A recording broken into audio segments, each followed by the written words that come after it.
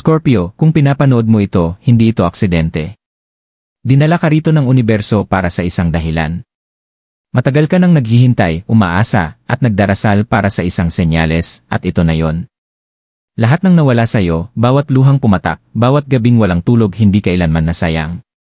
Nagbabago na ngayon ang enerhiya. Tinutawag na ng kapalaran ang iyong pangalan.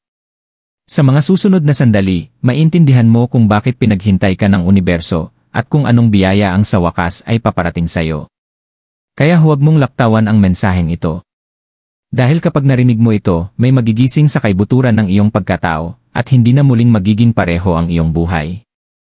Scorpio, palagi mong nararamdaman ang lahat ng mas malalim kaysa sa iba. Kapag nagmamahal ka, ibinibigay mo ang iyong kaluluwa. Kapag nawalan ka, umaabot ang sakit hanggang sa kaibuturan mo. Pero nitong mga nakaraang araw, may boses na bulong ng bulong sa loob mo, may pagbabagong paparating. Hindi mo man ito maipaliwanag, pero ramdam mo ito sa puso mo, sa mga panaginip mo, sa maliliit na pagkakatugma sa paligid mo. Ang kumikislap na kandila, ang biglang malamig na hangin, ang kantang tumutugtog sa tamang sandali, hindi iyon basta aksidente. Iyan ay mga senyales mula sa universo. Ang totoo, tahimik ka nang inihahanda ng kapalaran para sa isang malaking pagliko sa iyong buhay. Ang paghihintay, ang katahimikan, ang mga panalangin tila walang tugon, lahat iyon ay bahagi ng banal na oras. Hindi ka kailanman pinarusahan, Scorpio. Inilalagay ka lamang sa tamang posisyon. Ngayon, handa na ang universo na buksan ang bagong kabanata ng iyong kwento, isang kabanatang puno ng layunin, kasaganaan, at kapayapaang matagal nang dinadalangin ng iyong kaluluwa. Ang emosyonal na pagdiskubre. Matagal na panahon, Scorpio, naglalakad ang puso mo sa gitna ng mga bagyong walang ibang nakakakita. Ngumiti ka sa harap ng iba, ngunit sa loob mo, dala mo ang mga labang nag-iwan ng mga peklat na hindi nakikita. May mga araw na kahit ang dasal ay tila tahimik, mga gabing nakatitig ka sa kisame, nagtatanong, kailan naman kaya ako? At kahit ganoon, hindi ka kailanman sumuko. Dahil gaano man kabigat ang buhay, may maliit na tinig sa loob mo na bulong ng bulong, magpatuloy ka. Ang tinig na iyon ay hindi guni-guni, iyon ang universo, tahimik na ginagabayan ka sa dilim.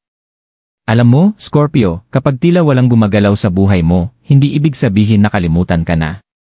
Ibig sabihin, nasa banal kang paghinto, isang uri ng pahinga ng kaluluwa, sabi na ng mga matatanda, bago ang muling pagsilang.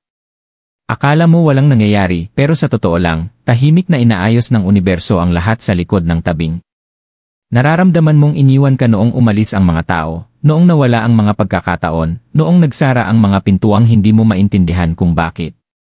Pero paano kung ang mga pagtangging iyon ay proteksyon? Paano kung ang mga taong lumayo ay hindi talaga itinadhana para saksihan ang bersyon mo na muling babangon? Mabigat ang enerhiya sa paligid mo dahil matagal ka nang naglalaglag ng mga lumang siklong karmiko, mga sakit na hindi man talagayo. Para sa maraming Scorpio, ito ang panahon ng emosyonal na paglilinis. Ang iyong mga luha ay naging tubig ng iyong ritual. Ang iyong katahimikan ay naging panalangin. Ikaw ang tanda ng pagbabago, ang phoenix na muling bumabangon mula sa abo, ang kaluluwang ginagawang karunungan ang bawat sakit. Ngunit kahit ang phoenix ay kailangang magpahinga bago muling lumipad. Tandaan mo, Scorpio, bawat pusong nasaktan mo ay pininong muli ang iyong espiritu. Bawat pagkaantala ay nagturo sa iyo ng pagtitimpi. Bawat pagkadismaya ay naghanda ng espasyo sa loob mo para sa higit na dakilang bagay. Hindi ka natalo, inihahanda ka lamang upang tumanggap. At kung napansin mong tila may mga kakaibang pangyayari nitong huli, mga paulit-ulit na numero, mga panaginip tungkol sa tubig, o ang biglaang pagnanais na maglinis ng bahay, mga banal na pahiwatig iyon. Sa paniniwalang Filipino, kapag lumilitaw ang tubig sa panaginip, senyales ito ng nalalapit na pagbabagong emosyonal. Ang paglilinis ng tahanan gamit ang asin o tubig ng niyog ay sumisimbolo ng pag-alis ng mabigat na enerhiya at pagtanggap ng banal na daloy. Ang mga munting gawaing ito ay paraan ng universo upang sabihin, nandito ako. Marami ring Scorpio ang biglang nakararamdam ng pagnanais na mapag-isa, umiwas sa ingay, at hanapin ang katahimikan. Dahil nalampasan na ng iyong espiritu ang alon ng kaguluhan. Hindi mo na kinikilala ang drama, takot, o pagdududa. Papasok ka na sa dalas kung saan ang kapayapaan ang nagiging iyong kapangyarihan. Kapag sinindihan mo ang kandila at binigkas ang iyong pangalan, umaayon ang iyong enerhiya sa iyong mga ninuno, mga gabay na hindi nakikita ngunit laging naroroon. Walang masama aminin na napagod ka, napagod sa pagiging matatag, napagod sa pagpapanggap na ayos lang ang lahat. Pero ito ang katotohanan, ang tunay na lakas ay hindi sa hindi kailanman pagbagsak, kundi sa pagpiling bumangon muli matapos subukin ng buhay ang bawat bahagi ng iyong kaluluwa. At Scorpio, nagawa mo iyon ng buong ganda. Ngayon, ang bigat na matagal mong pasan ay unti-unting gumagaan. Sinasabi ng universo, natutuhan mo na ang dapat mong matutunan. Panahon na. Ang bahaging ito ng iyong paglalakbay ay hindi parusa, isa itong paglilinis. Hindi ka nawalan, hinubog ka lamang upang maging karapat-dapat sa mga biyayang paparating. Kaya kung nakararanas ka ng mga senyales tulad ng kumikislap na kandila, biglang lamig, o panaginip na tila totoo, huwag mong baliwalain. Mga kumpirmasyon iyon. Tinutawag ka ng universo sa pamamagitan ng mga simbolong tanging kaluluwa mo lamang ang makauunawa. At kapag tinawag ng kapalaran, Scorpio, iyon ay dahil nakaayon na ang iyong enerhiya. Tapos na ang paghihintay. Nagsisimula na ang iyong transformasyon. Dahil sa bawat pagtatapos, may muling pagsilang. At sa pagkakataong ito, ang iyong espiritu ang muling babangon, mas magaan, mas matalino, at higit na malakas kaysa dati. Ang espiritual na pahayag. Scorpio, matagal nang bumubulong sa iyo ang universo, sa pamamagitan ng mga panaginip, sa katahimikan, at sa maliliit na senyales na halos hindi mo napapansin. Akala mo mga karaniwang sandali lang iyon, pero sa totoo lang, mga banal na piraso iyon ng mensaheng galing sa kabilang dako, mula sa iyong mga gabay, sa iyong mga ninuno, at sa mga mataas na puwersang nagbabantay sa iyong paglalakbay mula pa noong ikaw ay isinilang. Naalala mo ba ang gabing hindi ka makatulog, at biglang bumigat ang dibdib mo ng walang malinaw na dahilan? Hindi iyon pagkabalisa, iyon ay pagbabago ng enerhiya. Tahimik na inaayos ng universo ang panginginig ng iyong buhay upang umayon sa kung ano ang tunay na para sa iyo. Sa paniniwalang Filipino, kapag biglang nagbago ang ihip ng hangin o tila huminto ang paligid, senyales iyon na dumadaan ang mga espiritu, dala ang mga mensaheng handa ka nang marinig. Ang sakit na naramdaman mo ay hindi lang emosyonal, iyon ay bigat espiritual na unti-unting inaalis. Pinuputol mo na ang mga siklong karmiko na paulit-ulit sa loob ng maraming henerasyon. Maraming Scorpio ang tinatawag na matatandang kaluluwa, dala mo sa iyong dugo ang mga alaala ng iyong mga ninuno, mga alingawngaw ng kanilang pakikibaka. Kapag nakakaramdam ka ng sakit ng walang dahilan, madalas iyon ay ang iyong espiritu na nililinis ang mga sugat na hindi nagsimula sa iyo, ngunit pinili ka dahil ikaw lang ang sapat na malakas para pagalingin ang mga iyon. Maaaring napapansin mo rin ang mga numerong paulit-ulit na lumilitaw o marahil na kumikislap sa iyong telepono sa kakaibang oras. Mga banal na kodigo ito. Ang ay nangangahulugang mga bagong simula, ay balanse at muling pagkikita ay proteksyon mula sa iyong mga espiritual na gabay. Sa espiritualidad ng mga Pilipino, tinatawag itong oras ng gabay, mga sandaling bahagyang bumubukas ang mundo ng mga espiritu upang ipadama ang kanilang presensya. Kaya kapag nakita mo ang mga numerong ito, huminto sandali. Bulong ng isang panalangin. Nakikita ka nila. May dahilan kung bakit pinaghintay ka ng universo. Ang oras sa kosmikong mundo ay iba sa oras ng tao.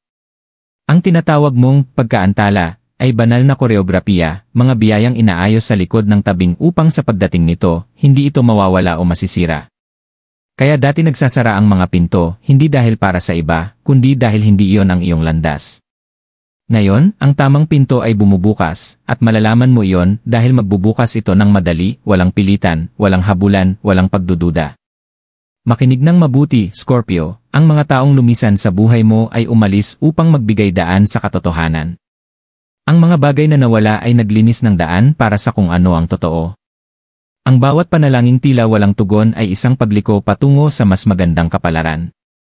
Hindi sinasabi ng universo na hindi, sinasabi nitong hindi sa ganitong paraan.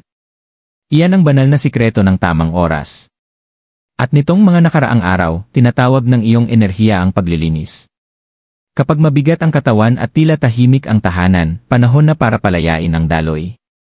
Sindihan ang isang puting kandila at hayaang umilaw ito ng 9 na minuto, ang 9 ay bilang ng pagtatapos. Kung maaari, linisin ang sahig gamit ang tubig ng niyog na hinaluan ng asin sa dagat, isang sinaunang ritual na Filipino para sa paglilinis ng emosyonal na enerhiya. Habang kumakalat ang amoy, isipin mong natutunaw ang lahat ng iyong alalahanin, at ang liwanag ay bumabalik sa bawat sulok ng iyong tahanan. Mararamdaman mo agad ang pagbabago. Ang gaan sa dibdib. Iyon ang iyong kaluluwang muling nakaalala ng kapayapaan. Maaaring maramdaman mo rin ang presensya ng isang mahal sa buhay na pumanaw, sa iyong panaginip, sa isang pamilyar na amoy, o sa kandilang biglang kumikislap ng walang hangin. Huwag kang matakot. Sa ating kultura, hindi ito multo kundi bantay espiritu, mga gabay na espiritu na nagbabantay sa mga buhay. Kapag sumasayaw ang apoy ng kandila, ibig sabihin, naroroon sila, nagmamasid, nagbabasbas, at nagpapaalala na hindi ka kailanman nag-iisa. Ito ang espiritual na pahayag, Scorpio, bawat pagsubok ay isang ritual ng paggising. Ipinakita sa iyo ng universo kung ano ang tunay na kahulugan ng pagpapasakop, hindi ang pagsuko, kundi ang pagbitaw sa kontrol. Hindi ka kailanman sinabihang huwag maniwala, ang tanging hinihingi sa iyo ay huwag pilitin ang hindi pa oras. Hindi namumunga ang tadhana sa takot, kundi sa lambot ng pananampalataya. Habang mas pinapalaya mo, mas mabilis dumadaloy ang mga biyaya. At ang mga biyayang iyon ay papalapit na. Mapapansin mo ang mga pagkakatugma, isang mensaheng dumarating sa tamang oras, isang estrangherong nagsasabi ng eksaktong salitang kailangan mong marinig, isang biglaang pagkakataong parang ipinadala mula sa wala. Ganyan kumilos ang universo, tahimik, misteryoso, ngunit perpektong nakatakda. Kung gusto mong palakasin pa ang iyong koneksyon, gawin mo ito ngayong gabi, umupo sa katahimikan, ipikit ang iyong mga mata, at ilagay ang iyong kanang kamay sa iyong dibdib. Banggitin ang iyong buong pangalan ng 3 beses. Pagkatapos ay sabihin mo, handa na akong tanggapin ang para sa akin sa banal na oras. Damhin ang pagbabago sa hangin. Ang init, ang bahagyang panginginig, hindi iyon guni-guni. Iyon ay enerhiyang tumutugon. Dahil, Scorpio, manipis na ngayon ang belo. Malapit na ang mundong espiritual. Nakikinig ang mga ninuno. Umaayon ang universo. Simple ngunit makapangyarihan ang mensahe, panahon na. Nalampasan mo na ang pagsubok, natutunan mo na ang aral, at ngayon, handa na ang universo na ipakita ang gantimpala. Malapit mo nang maunawaan kung bakit walang gumana noon, dahil ang paparating ngayon ay magiging madali. Hindi mo kailangang habulin ang itinakda para sa iyo, ito mismo ang lalapit, may kasamang biyaya. At kapag dumating ito, mananatili ito. Pagpapakita at gabay. Scorpio, tinatawag ka ngayon ng universo na makibahagi sa sarili mong transformasyon. Hindi sapat ang basta maghintay, ngayon, kailangan mong umayon.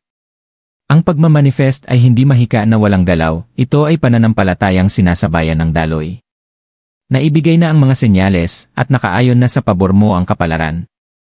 Panahon na ngayon upang ihanda ang iyong espiritu sa pagtanggap.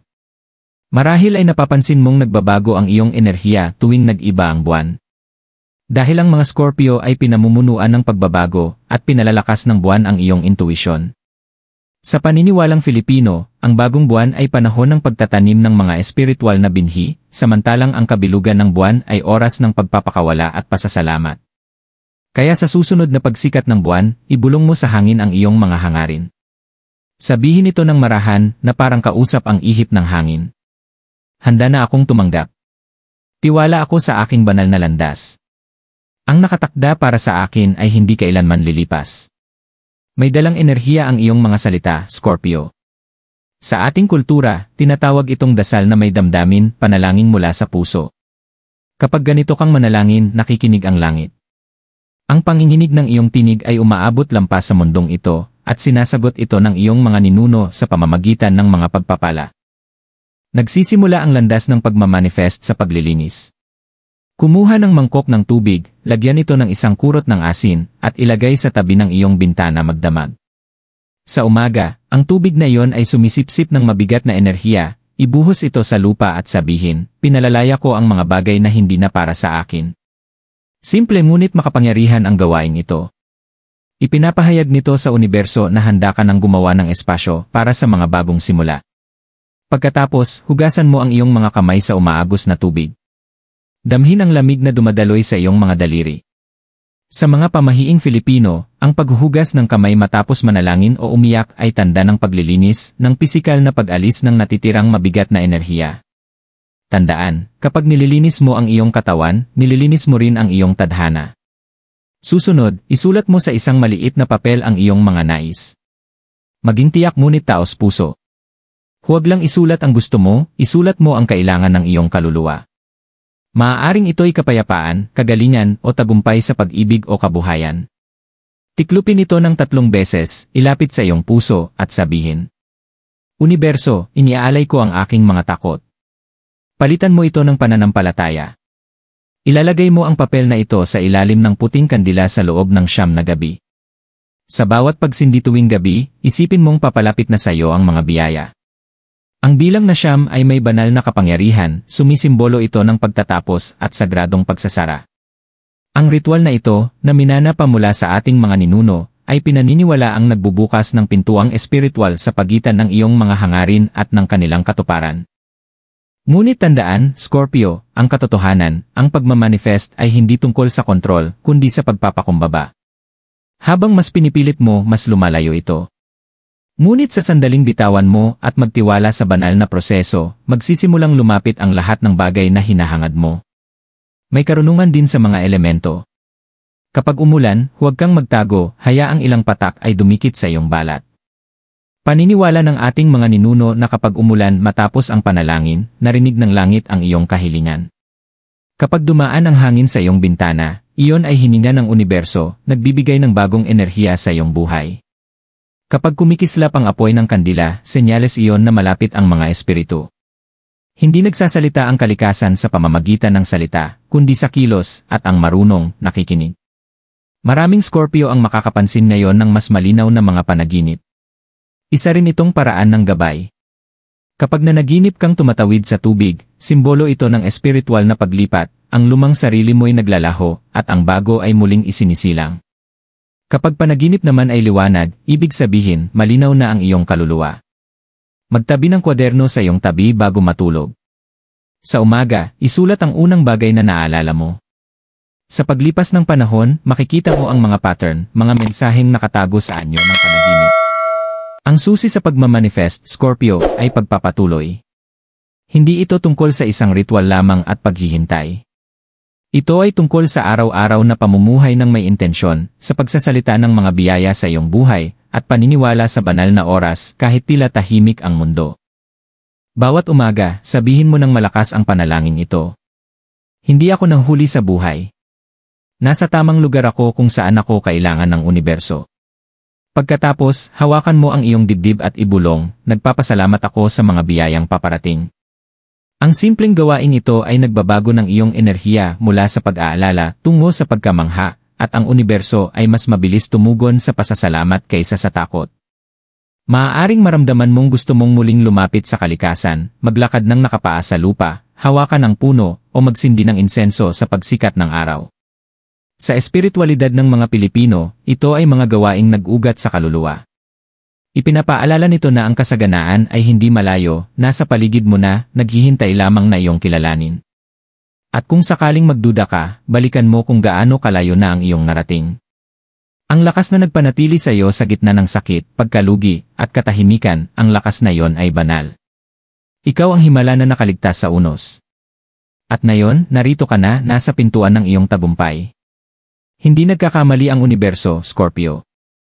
Bawat pagkaantala, bawat pagliko, bawat luha ay bahagi ng daang nagdala sa iyo rito, sa sandaling ito ng paggising. Kaya kapag sinindihan mo ang iyong kandila ngayong gabi, tandaan mong higit pa ito sa ritual. Isa itong pahayag sa universo, handa na ako. Hayaan mong ang iyong liwanag ay magliyab ng may layunin. Hayaan mong ang iyong mga panalangin ay lumipad sa di nakikita. Hayaan mong ang tadhana ay magbukas sa sarili nitong tamang oras. Dahil sa lalong madaling panahon, ang mga biyayang dati tila malayo ay kakatok sa iyong pintuan. At sa pagkakataong ito, mananatili na sila. Scorpio, huminga ka ng malalim. Ramdam mo ba ang katahimikan na yan? Iyan ang bigat ng mga taon na sa wakas ay bumibitaw. Dumaan ka sa apoy at ngayon, papasok ka na sa liwanag. Ang mga unos na minsang nagpatanong sa iyo kung may halaga ka pa ay hindi kailanman sinadya upang wasakin ka, dumating ang mga iyon upang gisingin ang iyong lakas. Bawat dasal na tila walang sagot, bawat gabing puno ng pag-iisa, bawat luhang pumatak sa iyong unan lahat iyon ay may banal na layunin. Hindi ka nakalimutan, ikaw ay pinino. Ngayon, bulong ng universo, panahon na. Panahon na para palayain ang nakaraan. Panahon na para ibuka ang iyong mga kamay at tanggapin ang nakalaan.